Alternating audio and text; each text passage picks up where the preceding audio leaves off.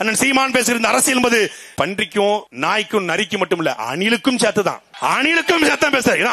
அணிலாம் உண்மையிலே அல்லாடும் தண்ணி இல்லாம ஒரு சின்ன டேப் இருக்கும் பாருங்க வீட்டு நல்லில போய் ஒரு சொட்டு விடும், அதை நக்கி நக்கி குடிக்கும். அரசியலையும் அப்படித்தான் நக்கி நக்கி குடிக்குது, அப்படி நக்கி நக்கி குடிக்கும். அந்த அணிலுக்கும் சேர்த்து அரசியல் பண்ண அண்ணன் சீமான் வந்திருக்கிறார். விஜய்க்கு தண்ணீர் தாகம்னா என்னன்னு தெரியுமா? விஜய் அப்படின்னா 10 பேர் தண்ணி பாட்டில கொண்டு நிப்பாட்டுவான். ஸ்டாலின் அப்படின்னா ஒரு 20 பேர் தண்ணி பாட்டில நிப்பாட்டுவான். ஆனா காட்டு கிராமத்துல சிவகங்கை மாவட்டத்துல அரணையூர்ல தண்ணீர் எடுக்க போகிற அப்பத்தாக்கள் தேத்தாங்கொட்டையை வைத்து ஒரு குழிக்குள்ள தண்ணீரை மோண்டு ஊத்தி தேத்தாங்கொட்டையை வச்சு தேய்ச்சி அந்த தண்ணீரை எடுத்து கொண்டு வருகிற அப்பத்தாக்குடைய ஆத்தாக்குடைய தங்கைகளுடைய அண்ணன்களுடைய மகனாக அண்ணன் சீமான் இருப்பதனால் அவனுக்கு வழி தெரியும்.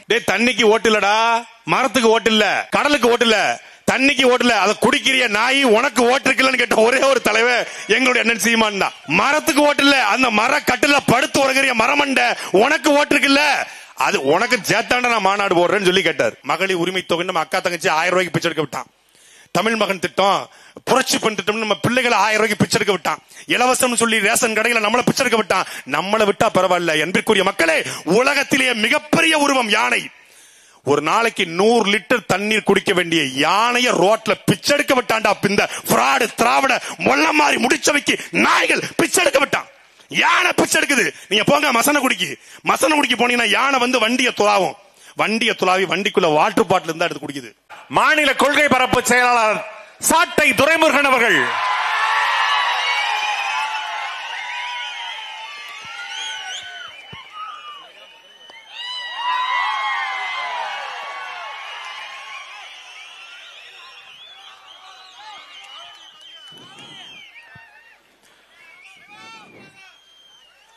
லட்சிய தாகத்தோடு அமர்ந்திருக்கிற அண்ணன் உள்ளிட்ட அனைவருக்கும் அன்பு வணக்கம். தேர்தல் அரசியல் இருக்கக்கூடிய கட்சிகள் தேர்தல் நெருங்குகிற பொழுது கூட்டணிக்கான மாநாடுகளை நிகழ்த்தும், இல்லை தங்களுடைய தேர்தல் அறிக்கைக்கான மாநாடு நிகழ்த்தும். தேர்தலுக்கு இன்னும் 4 மாதம் இருக்கிற சூழ்நிலையில் இந்தியாவில் உள்ள உலகத்திலேயே ஒரே ஒரு அரசியல் கட்சி மரங்களின் மாநாடு, மலைகளின் மாநாடு, காடுகளின் மாநாடு, தண்ணீர் மாநாடு, அடுத்து கடலம்மா மாநாடு என்று வாக்கே இல்லாத இதற்கு எதற்காக மாநாடு நடத்துகிறது என்று வீட்டிலிருந்து வரும்போதே மூளையை கலட்டி வீட்டில் முக்கத்தில் போட்டு வருகிற சில அற்ப பதர்கள் கேள்விகளை எழுப்புகிறார்கள். உலகத்தில் இப்படி ஒருத்தன் பதில் சொல்லிக்க மாட்டான். தண்ணிக்கு ஓட்டு இல்லடா, மரத்துக்கு ஓட்டு இல்ல, கடலுக்கு ஓட்டு இல்ல, தண்ணிக்கு ஓட்டு இல்ல, அதை குடிக்கிறிய நாய் உனக்கு ஓட்டு இருக்குல்லன்னு கேட்ட ஒரே ஒரு தலைவர் எங்களுடைய அண்ணன் சீமான் தான். மரத்துக்கு ஓட்டு இல்ல, அந்த மர கட்டுல படுத்து உறங்கிற மரமண்ட உனக்கு ஓட்டு இருக்குல்ல, அது உனக்கு சேத்தாண்ட நான் மாநாடு போடுறேன்னு சொல்லி கேட்டார். நம்முடைய பாட்டன் பாரதி பாடுனா, காவிரி தென்மண்ணை பாராறு தமிழ் கண்டதொரு வையை பொருண நதி என மேவிய பல ஆறு ஓட திருமேனி செழித்த தமிழ்நாடு என்று. அவன் காவிரி தென்மண்ணை பாலாறுன்னா, ஆனா இங்க என்ன பிரச்சனைனா, காவிரி தென்மண்ணை பாலாறு திராவிட மண்டையில கோளாறு என்று ஏற்பட்டதனால கடந்த 50 ஆண்டு காலமாக அணைகள் கட்டக்கூடிய நிலமாக தமிழ்நாடு இல்லையா. தமிழ்நாட்டுடைய ஒரு முதலமைச்சர் சொல்றாரு, ஏங்க அணை கட்டல, 4000 டிஎம்சி தமிழ்நாட்டுக்கு தண்ணீர் வானத்திலிருந்து மழையாக பொழிகிறது, 1100 டிஎம்சி தான் நாம் பயன்படுத்துகிறோம், 2000 டிஎம்சி கடல்ல கலக்கிறது, அணைகளை கட்டினால் நாம் தண்ணீரை தேக்கி வைக்கலாமே என்று கேட்டதுக்கு, அணைகள் கட்டக்கூடிய நிலம் தமிழ்நாட்டில் இல்ல, புவியியல் அமைப்பு தமிழ்நாட்டில் மாறிடுச்சு.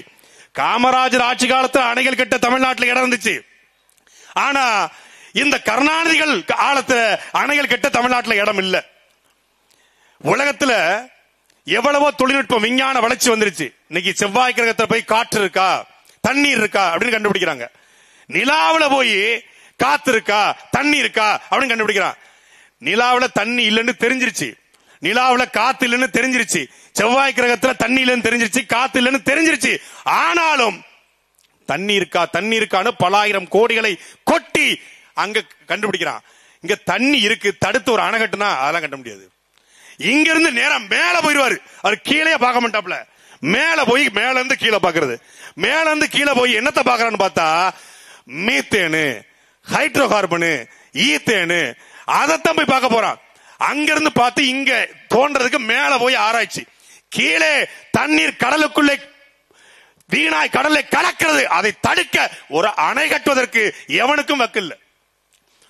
ஆனா ஒருத்தன் 2000 வருஷத்துக்கு முன்னாடி கரிகாலனுடைய பெருமைகள் நம்ம எல்லாருக்கும் தெரியும். சோழ மண்ணில் பிறந்த எல்லாருக்கும் தெரியும். கல்லணையை கட்டினவரு 2000 வருஷத்துக்கு முன்னாடியே ஆத்துல எல்லாரும் மீன் பிடிச்சான், ஆத்துல குளிச்சான். ஆனா ஆத்தை தடுத்து ஓடுகிற நதியை தடுத்து அணையை கட்டினார் என்பது தெரியும். அது மட்டும்தான் நமக்கு தெரியும். உலகத்தில் எவ்வளவு தொழில்நுட்பம் விஞ்ஞான வளர்ச்சி வந்துருச்சு. ஆனா கரிகாலன் அந்த கல்லணையை எப்படி கட்டினார் என்று எவனாலையும் கண்டுபிடிக்க முடியல. இன்றைக்கே காவிரி ஆறு இப்படி சீறி பாய்கிறது என்றால் 2000 வருஷத்துக்கு முன்னாடி எப்படி பாய்ஞ்சிருக்கும்? அகண்ட காவிரி. அந்த காவிரி ஆறு பாய்ந்து வருகிற காவிரியில தொடர்ச்சியா வெள்ளப்பெருக்கு. தஞ்சை மாவட்டம், தஞ்சை, நாகப்பட்டினம், மயிலாடுதுறை அன்னைக்கு மொத்தமாக சோழ மண்டலம் வெள்ளப்பெருக்கு ஏற்படுது. எப்படி தடுப்பது என்று யோசிக்கிறான். எங்கன்னு யோசிக்கிறான்? காவிரி பூம்பட்டினம் கடற்கரையில் யோசிக்கிறான்.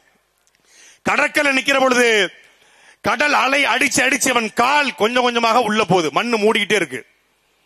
அந்த இடத்துல யோசிக்கிறான், ஒரு இவ்வளவு பெரிய உருவம் கடற்கரை நிக்கிற பொழுது தண்ணீர் வந்து அடிச்சு அடிச்சு நம்முடைய உடல் உள்ளே போகும் என்றால், ஆத்து தண்ணிய மணல் ஓடு இருக்கிறது, அந்த மணலுக்குள்ள கல்லை போட்டுக்கொண்டே இருந்தால் கல்லை வைத்து அந்த அணையை தடுக்க முடியும் என்று முடிவெடுக்கிறான். அதற்கு சரியான கல்லை தேர்ந்தெடுக்கிறான். தேர்ந்தெடுத்து இந்த இடத்துல கல்லை போட்டா சரியா அந்த இடத்துல போய் நிற்கும் என்று முடிவை செய்து கற்களை, ஆயிரக்கணக்கான கற்களை கொட்டுகிறான். கல்லை கொட்டி கொட்டி ஒவ்வொரு கல்லுக்காக அடுக்கி அந்த ஒரு கல்லுக்கும் இன்னொரு கல்லுக்கும் இடையில ஒரு பசைய தடவி இருக்கிறான். ஒரு களிம்பு, ஒரு களிமண். இவ்வளவு விஞ்ஞானம் வந்துருச்சுல்ல. இந்தியாவில் எவ்வளவு பெரிய அறிஞர்கள், உலகம் முழுக்க அறிஞர்கள், ஒருத்தன் கூட 2000 வருஷத்துக்கு முன்னாடி கரிகாலன் எந்த களிமண்ணை பயன்படுத்தினான் என்று இதுவரைக்கும் கண்டுபிடிக்கல. அதுதான் நம் பாட்டன் கரிகால் பெருவளத்தனுடைய அறிவியல். எவ்வளவு பெரிய விஞ்ஞானி பாருங்க. அவன் எந்த யூனிவர்சிட்டியிலும் போய் பிஹெச்டி முடிக்கல, வாட்டர் மேனேஜ்மெண்ட் கொடுத்து படிக்கல. மக்களுக்காக வெள்ளத்தை தடுக்க வேண்டும் என்கிற லட்சியமும் கனவும் இருந்தது. நீ கட்டி முடிச்சான். ஒரு 6 மாசத்துக்கு முன்னாடி துறையூர்ல ஒரு பள்ளிக்கூடம் கட்டினாங்க 90 லட்சம் ரூபாயில. போன வாரம் பொத்து பொத்து பொத்து பொத்துன்னு விழுந்து பிள்ளைகள் மண்டபுரம் விழுந்துருச்சு. 8 மாசத்துக்கு முன்னாடி ஒரு பேருந்து நிலையம் கட்டினாங்க, விரிசல் விரிச்சு கிடக்குது. புழல் சிறை 2021 ஆண்டு நான் குண்டர் சட்டத்தில் கைது செய்து சிறைப்படுத்தப்பட்டேன். அப்போ 150 கோடியில புழல் சிறையில் நியூ பில்டிங் அப்படின்னு ஒரு பிளாக், இந்த மருத்துவமனை பிளாக், மரியாதைக்குரிய செந்தில் பாலாஜி இருந்த பக்கத்து பிளாக், நியூ பில்டிங் பிளாக். அந்த நியூ பில்டிங் பிளாக்ல திறக்கல, எங்களை கீழே மட்டும் வச்சிருந்தாங்க, மேல திறக்கல. நான் அப்ப அந்த சூப்பரண்டா சூப்பரண்ட் இருப்பாரு, சிறை அதிகாரி, அவர்கிட்ட கேட்டேன், ஐயா எதுக்கு மேல உள்ள இதை மட்டும் திறக்கல? பதிலே சொல்லாம போயிட்டாரு. அதுக்கப்புறம் அவரும் ஜெயிலரும் பேசிட்டு இருக்காங்க. என்ன தெரியுமா பேசிட்டு இருக்காங்க? 150 கோடியில கட்டினானுங்க, மொத்த தண்ணியும் ஒழுகி முழுக்க தெப்பமா கிடக்குது, எத்தனை கோடியா ஆட்டைய போட்டானுன்னு தெரியலன்னு சொல்லி சிறை அதிகாரி சொன்னாரு. கெட்டி 6 மாசத்துல 150 கோடியில கட்டப்பட்ட ஒரு சிறை முழுக்க முழுக்க மழை பெஞ்சு தண்ணியா கிடக்கு, பள்ளிக்கூடம் இடிஞ்சு விடுகிறது, பேருந்து நிறுத்தம் இடிஞ்சு விடுகிறது. ஆனால் என் பாட்டன் கரிகால் சோழன் கட்டிய கல்லணை 2000 வருஷமாச்சு, ஒரு சின்ன கீரல் கூட விடல. ஏன்னா அவனின் மக்களுக்காக கட்டினான். பணத்தை அவன் ஒதுக்கல, பதுக்கல, மக்களுக்காக கட்டினான். அப்படி மக்களுக்காக நிற்கக்கூடிய தலைவர்கள் இங்க இல்ல. அதனால தான் தண்ணி மாநாடு போட்டா எதுக்காக சீமான் தேவையில்லாம விரயம் பண்றாரு, நேரத்தை விரயம் பண்றாரு. எங்க மேல உங்களுக்கு என்ன அவ்வளவு அக்கறை? நாங்க மரங்களின் மாநாடு போட்டா, காடுகளின் மாநாடு போட்டா, இல்லை கடலம்மா மாநாடு போட்டா உங்களுக்கு என்ன எங்க மேல அவ்வளவு அக்கறை? இதெல்லாம் தேவையில்லாததுங்க. தேர்தல் நேரத்தில் இதெல்லாம் தேவையில்லாது. ஏன்னா அவனுக்கு இது தெரியாது. இப்ப மரியாதைக்குரிய ஐயா ஸ்டாலின் இந்த பக்கம் நிக்கட்டும், பெரிய மேடை தான், இந்த பக்கம் நிக்கட்டும். மரியாதைக்குரிய ஐயா எடப்பாடி பழனிசாமி எங்க சித்தப்பு இங்க நிக்கட்டும். மரியாதைக்குரிய எங்க அண்ணன் விஜய் அவர்கள் இங்க நிக்கட்டும். எங்க அண்ணன் சீமானு இங்க நிப்பாட்டுவோம். தண்ணீர் பிரச்சனையை பத்தி ஒரு 10 நிமிஷம் 3 பேர் பேசிட்டோம். நாங்க மொத்த கட்சி உங்க கூட சேர்ந்துடுறோம். டேய் சேர்ந்துடுறோம். நீங்க 18 மணி நேரம் நடிச்ச நடிகரை கேள்விப்பட்டிருப்பீங்க, 18 மணி நேரம் விளையாடிய விளையாட்டு வீரனை கேள்விப்பட்டிருப்பீங்க, 18 மணி நேரம் ஓடிய விளையாட்டு வீரனை கேள்விப்பட்டிருக்கீங்க. 18 மணி நேரம் இந்த தண்ணீர் மாநாட்டுக்காக ஆவணத்தை தயாரித்த ஒரு தலைவனை கேள்விப்பட்டீங்களா? அப்படி ஒரு ஆவணத்தை தயாரிச்சுக்காரு. இந்தியாவில் இல்ல, உலகத்தில் இல்லை. நீங்க ஆக்ஸ்போர்ட் பல்கலைக்கழகத்தில் பேராசிரியர் கூட்டு வந்தாலும் இன்றைக்கு அண்ணன் சீமான் பேச இருக்கிற பேச்ச உலகத்தில் எவனாலையும் பேச முடியாது. இது சத்தியம். ஒரு வெறிகுண்ட வேங்கன்னு கேள்விப்பட்டிருக்கீங்களா? இன்னைக்கு பாப்பீங்க. ஏன்னு சொல்லுங்க. ஏன்னா தண்ணீருடைய அருமையை உணர்ந்தவன் தான் அந்த தண்ணீர் குறித்து பேச முடியும். கருணாநிதி மகன் வாழ்க்கையில தண்ணீர் தாகம் எடுத்திருக்குமா? விஜய்க்கு தண்ணீர் தாகம் என்னன்னு தெரியுமா? விஜய் அப்படின்னா 10 பேர் தண்ணி பாட்டில கொண்டு நிப்பாட்டுவான். ஸ்டாலின் அப்படின்னா ஒரு 20 பேர் தண்ணி பாட்டில நிப்பாட்டுவான். ஆனா காட்டு கிராமத்துல, சிவகங்கை மாவட்டத்துல, அரணையூர்ல தண்ணீர் எடுக்க போகிற அப்பத்தாக்கள் தேத்தாங்கொட்டையை வைத்து ஒரு குழிக்குள்ள தண்ணீரை மோண்டு ஊத்தி தேத்தாங்கொட்டையை வச்சு தேய்ச்சி அந்த தண்ணீரை எடுத்து கொண்டு வருகிற அப்பத்தாக்குடைய, ஆத்தாக்குடைய, தங்கைகளுடைய, அண்ணன்களுடைய மகனாக அண்ணன் சீமான் இருப்பதனால் அவனுக்கு வழி தெரியும். இன்றைக்கு நாம் பூதலூர்ல வாழ்கிறோம், நமக்கு தண்ணி பிரச்சனை இல்ல பெருசா. தஞ்சாவூர்ல சோழமடத்துல தண்ணி பிரச்சனை இல்ல. ஆனால் தமிழ்நாட்டில் பல இடங்களில் இன்றைக்கு நாம் பேசிக் கொண்டிருக்கிற இந்த நொடியிலும் தண்ணீர் இல்லாமல் குடத்தை தூக்கி கொண்டு 40 கிலோமீட்டர் அந்த பக்கம் போய் ஒரு காட்டுக்குள்ள ஒரு 10 அடி குழியை வெட்டி அந்த குழிக்குள்ள தண்ணீரை எடுக்கக்கூடிய நிலைமை இருக்கிறது. ஏன் தம்பிக்கோட்டையில் இருக்கு. தம்பிக்கோட்டையில வந்து 10 அடி தண்ணி, 10 அடியில குழியை வெட்டி அந்த குழிக்குள்ள வரக்கூடிய தண்ணீரை வச்சுதான் தம்பிக்கோட்டை மக்கள் குடிக்கிறாங்க. சோழமண்டலத்தில் நிலைமை இருக்கிறது. அப்போ அந்த வழியை உணர்ந்தவனால் மட்டும்தான் பேச முடியும். நம்முடைய நீர் மேலாண்மை நம் முன்னோர்கள் வகுத்து கொடுத்தாங்க. ஆறு, ஏரி, தாங்கல், ஏந்தல், கம்மாய், கரணை, ஊரணி, குளம், குட்டை என்று வகுத்து கொடுத்தான். ஒவ்வொரு ஊரணியிலும், ஒவ்வொரு குளத்திலும், ஒவ்வொரு ஏரியிலும் மரங்களை நட்டான். பனிக்கொன்றை மரம், நாவல் மரம், பனை மரம் நட்டான். இன்னைக்கு என்னாச்சு?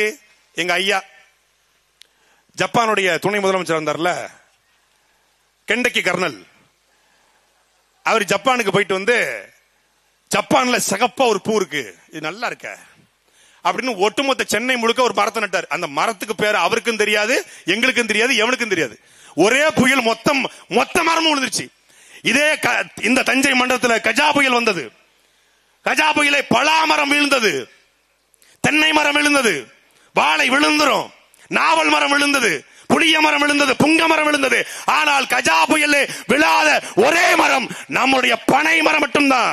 அதனால்தான் முன்னோர்கள் ஒவ்வொரு ஆற்றங்கரையிலையும், ஒவ்வொரு குளத்திலும், ஏரியும் பனை மரங்களை நட்டான். அந்த பனை மரத்தை தெரியாத பதர்கள் பனைகளை வெட்டி 100 ரூபாய்க்கு செங்கச்சொலிக்கு வித்தான். ஒரே ஒரு தலைவன் மட்டும்தான் இந்திய நிலத்துல 10 கோடி பனை திட்டத்தை நான் உருவாக்குவேன் என்று தேர்தல் அறிக்கையில கொடுத்தார். யாரும் வாக்களிக்கல. 6 லட்சம் ஓட்டு தான். முதல்ல 4 லட்சம் ஓட்டு தான். ஆடு மாடு மேய்த்தல் அரசு வேலை, இயற்கை விவசாயம் அரசு வேலை 17 லட்சம் ஓட்டு தான். நான் வந்தால் காவலருக்கு 8 மணி நேரம் வேலை, பெண் காவலருக்கு 6 மணி நேரம் வேலை, வெறும் 34 லட்சம் ஓட்டு தான். ஆனால் வாக்கை வாங்கி அத்தனை பேரும் என்ன பண்ணா? அதிகாரத்துக்கு போனா தண்ணீரை 20 ரூபாய்க்கு வித்தான். தண்ணீரை 20 ரூபாய்க்கு விக்கிறவனுக்கு நீங்க ஓட்ட போட்டுட்டு தண்ணீருக்காக துடிப்பவனை தூக்கி தெருவுல போட்டீங்க. நாம தாகம் எடுத்தா கின்லே, குன்லே, அக்வாபினா, கக்வாபினா, ஆண்டவர், பேண்டவர் என்று வாங்கி குடிக்கலாம். ஆனால் இந்த யானையும் இந்த குரங்கும் இங்க இருக்கக்கூடிய சிங்கமும் புலியும் எப்படியடா தண்ணி குடிக்கும் என்ற கேள்வியை உலகத்தில் எழுப்பியவன் எங்களுடைய அண்ணன் செந்தமிழன் சீமான் மட்டும்தான். அவன் பேசுவது கல்லருக்காகவோ, நாடாருக்காகவோ, கோணாருக்காகவோ, செட்டிக்காகவோ, முதலிக்காகவோ, இந்துக்காகவோ, இஸ்லாமியருக்காகவோ, கிறிஸ்தவருக்காகவோ, பிள்ளைக்காகவோ, இல்ல இங்க இருக்கக்கூடிய தெலுங்கருக்காகவோ, நாயுடுக்காகவோ, கன்னடருக்காகவோ அல்ல. அவன் பேசுவது உயிர்களுக்காக என்பதை இந்த சமூகம் என்னைக்கு புரிந்து கொள்கிறதோ அன்றைக்கு இந்த நிகழ்ச்சியில மாற்றம் வரும். ஒரு யானைக்கு ஒரு நாளைக்கு 100 லிருந்து 225 லிட்டர் தண்ணி தேவை. நம்மள பிச்சை எடுக்க விட்டான். மகளிர் உரிமை தொகை நம்ம அக்கா தங்கச்சி 1000 ரூபாய்க்கு பிச்சை எடுக்க விட்டான். தமிழ் மகன் திட்டம், புரட்சி பெண் திட்டம் நம்ம பிள்ளைகளை 1000 ரூபாய்க்கு பிச்சை எடுக்க விட்டான். இலவசம் சொல்லி ரேஷன் கடையில நம்மள பிச்சை எடுக்க விட்டான். நம்மளை விட்டா பரவாயில்ல. என்பதற்குரிய மக்களே, உலகத்திலேயே மிகப்பெரிய உருவம் யானை. ஒரு நாளைக்கு 100 லிட்டர் தண்ணீர் குடிக்க வேண்டிய யானைய ரோட்ல பிச்சை எடுக்க விட்டான்டா. இந்த பிராடு திராவிட மொல்ல மாதிரி முடிச்சவைக்கு நாய்கள் பிச்சை எடுக்க விட்டான். யானை பிச்சை எடுக்குது. நீங்க போங்க மசனகுடிக்கு போனீங்கன்னா யானை வந்து வண்டியை துளாவி வண்டிக்குள்ள வாட்டர் பாட்டில் இருந்தா எடுத்து குடிக்குது. இதை பற்றி பேசத்தான் தண்ணீர் மாநாடு. வாக்குக்காக அல்ல, அடுத்த தலைமுறையின் வாழ்க்கைக்கான மாநாடு இந்த தண்ணீர் மாநாடு. நாம் ஒருவேளை நாம் எது இல்லாமலும் வாழலாம், ஆனா தண்ணி இல்லாமல் வாழ முடியாது என்பதை அடுத்த தலைமுறைக்கு உணர்த்த இந்த மாநாடு. நாம் பேசுகிற இந்த அண்ணன் சீமான் பேசுகிற இந்த அரசியல் என்பது பன்றிக்கும் நாய்க்கும் நரிக்கும் மட்டும் இல்ல, அணிலுக்கும் சேர்த்துதான். அணிலுக்கும் சேர்த்தான் பேசுற. அணில் தான், அணிலாம் உண்மையிலே அல்லாடும் தண்ணி இல்லாம ஒரு சின்ன டேப்ல, ஒரு சின்ன டேப் இருக்கும் பாருங்க வீட்டுல, நல்லில போய் ஒரு சொட்டு விடும், அதை நக்கி நக்கி குடிக்கும். அரசியலையும் அப்படித்தான் நக்கி நக்கி குடிக்குது, அப்படி நக்கி நக்கி குடிக்கும். அந்த அணிலுக்கும் சேர்த்து அரசியல் பண்ண அண்ணன் சீமான் வந்திருக்கிறார். போதலூர்ல, நீங்க போதலூர்ல வாழ்ற மானமுள்ள தமிழர்கள், போதலூர்ல குவார்டர் கோழி பிரியாணி கொடுக்காம, காசு பணம் கொடுக்காம இவ்வளவு பெரிய கூட்டத்தை யாராவது திரட்ட முடியுமா? ஏன் திரண்டிருக்கிற ஒவ்வொருத்தரும் கல்லராக, நாடாராக, அகமுடையராக, செட்டியாக, தேவேந்திராக திரண்டிருக்கிற ஒவ்வொருத்தரும் மான தமிழனாக திரண்டிருக்கிறார் என்பதை சொல்லி நன்றி வணக்கம் விடைபெறுகிறேன். நாம் தமிழர்.